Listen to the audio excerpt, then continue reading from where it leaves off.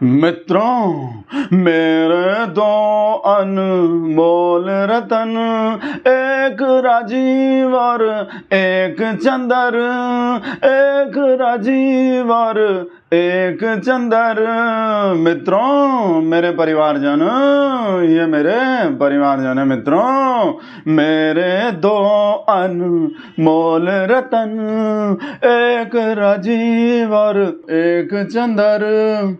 तो मित्रों, आप समझ ही गए होंगे मैं किसके अनमोल रत्नों की बात कर रहा हूँ। ये दोनों अनमोल रत्न किसके हैं, लेकिन आपके लिए फैसला करना मुश्किल हो जाएगा इन दोनों अनमोल रत्नों के अनमोल कारनामे देखकर और सुनकर कि दोनों में से पौ पौ का लाडला कौन सा अनमोल रत्न है। इसलिए आप टन टन टन टन टन थाली लेकर बैठ जाओ और ताली बजाने को तैयार रहो। इनके कारनामे सुनकर आपका बार बार ताली और थाली बजाने का मन करेगा। दोनों के कारनामे इतने अनमोल हैं।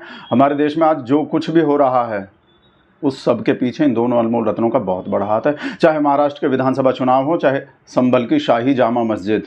वैसे तो पौ पौ के दोनों अनमोल रत्नों का दोनों ही घटनाओं में हाथ है, लेकिन अनमोल रत्न नंबर 1 का सीधे सीधे हाथ है और अनमोल रत्न नंबर 2 का इनडायरेक्ट हाथ है दोनों घटनाओं में। तो मित्रों, पहले बात करते हैं महाराष्ट्र विधानसभा चुनाव के परिणामों की, जो इन दोनों अनमोल रत्नों की 18 घंटा मेहनत का ही परिणाम है।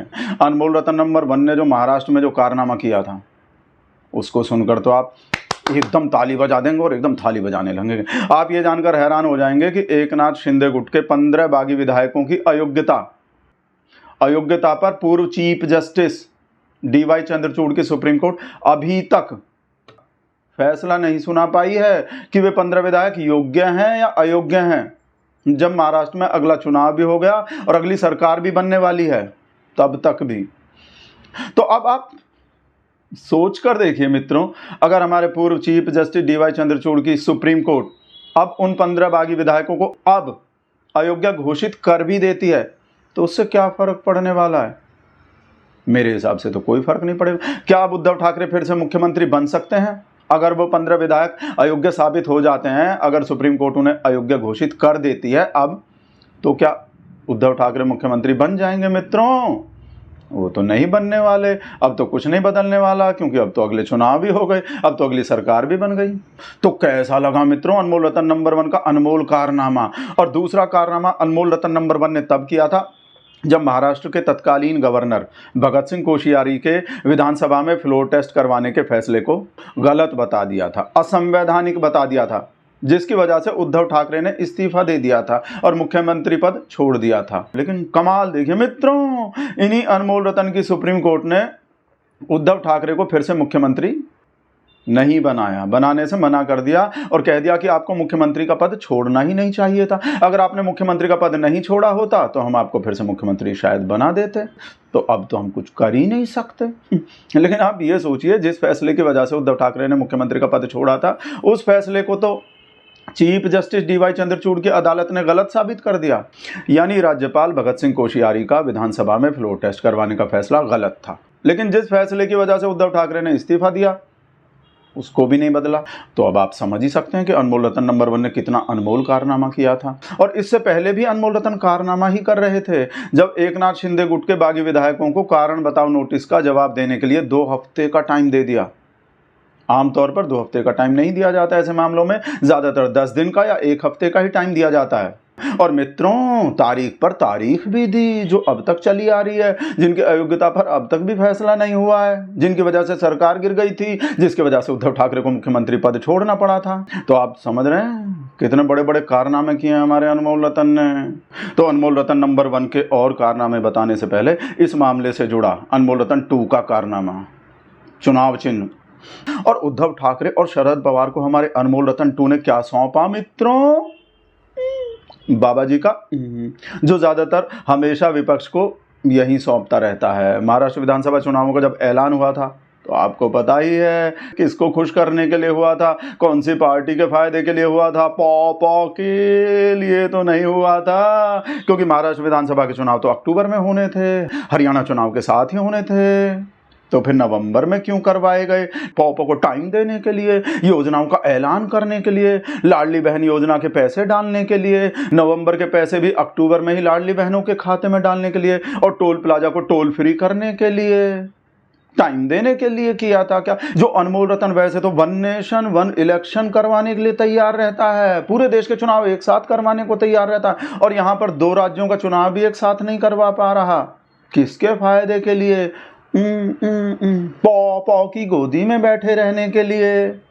आप सोचिए मित्रों, और बजाइए ताली और थाली। और अनमोल रतन 2 की मेहरबानी से मशीनों का क्या खेल हुआ है महाराष्ट्र के चुनाव में, उसकी खबरें तो आप रोज देख ही रहे हैं। कैसे वोट बढ़े अपने आप ऑटोमेटिकली, और टम्पू सर्विस, खुलेआम नोट बंटने की जो खबरें आ रही थी, उन पे अनमोल रतन 2 ने क्या किया, कौन सी कार्रवाई की?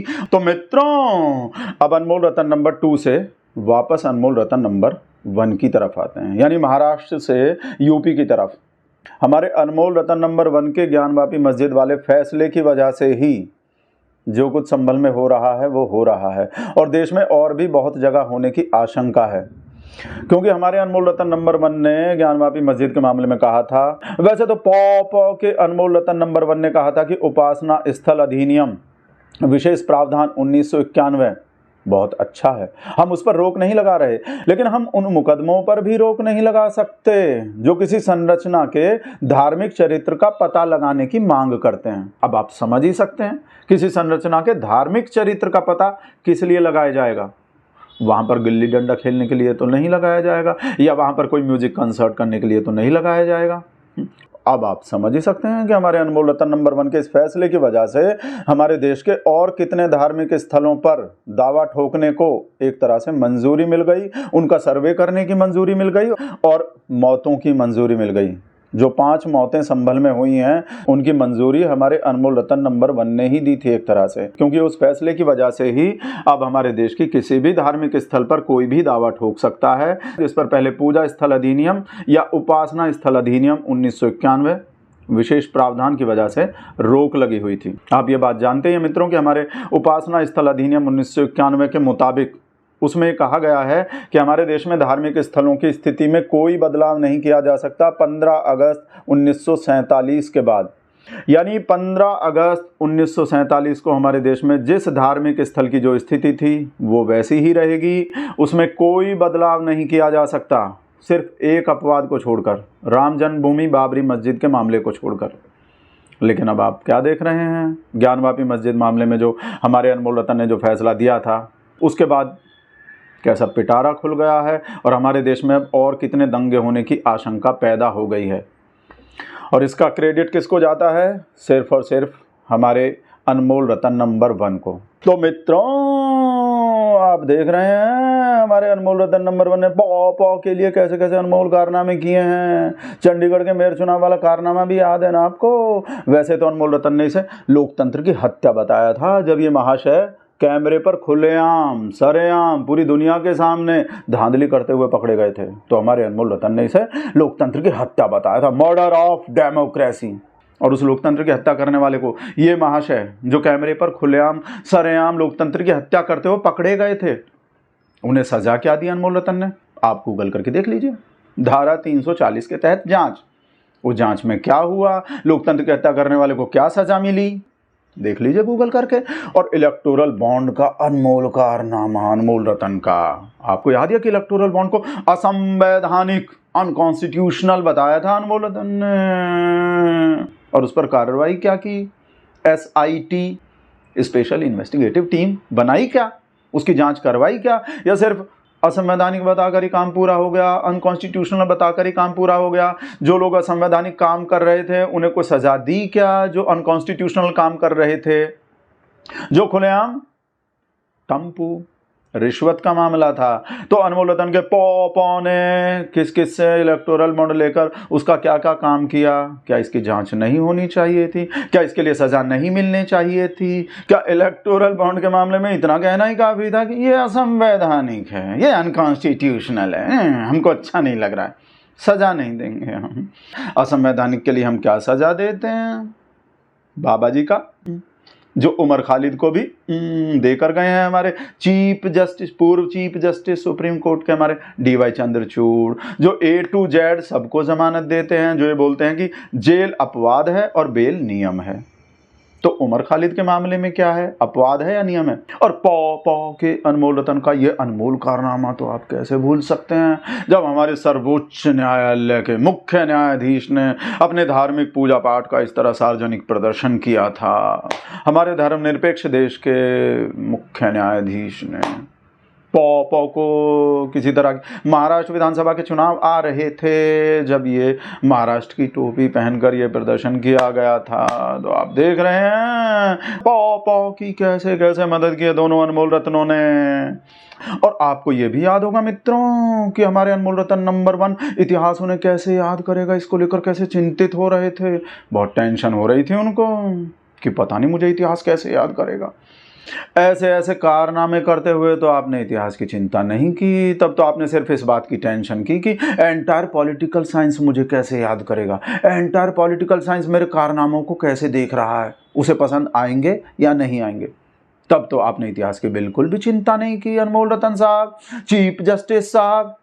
अब क्यों चिंता कर रहे हैं? वाह, इतिहास आपको बिल्कुल वैसे ही याद करेगा अनमोल रतन जी, जैसे अनमोल कारनामे आपने किए हैं और अनमोल रतन नंबर 2 ने किए हैं। उनके लिए हम पौ की तरफ से आपको थैंक यू बोलते। थैंक यू, धन्यवाद, टाटा, अडानी, अंबानी, बाय बाय।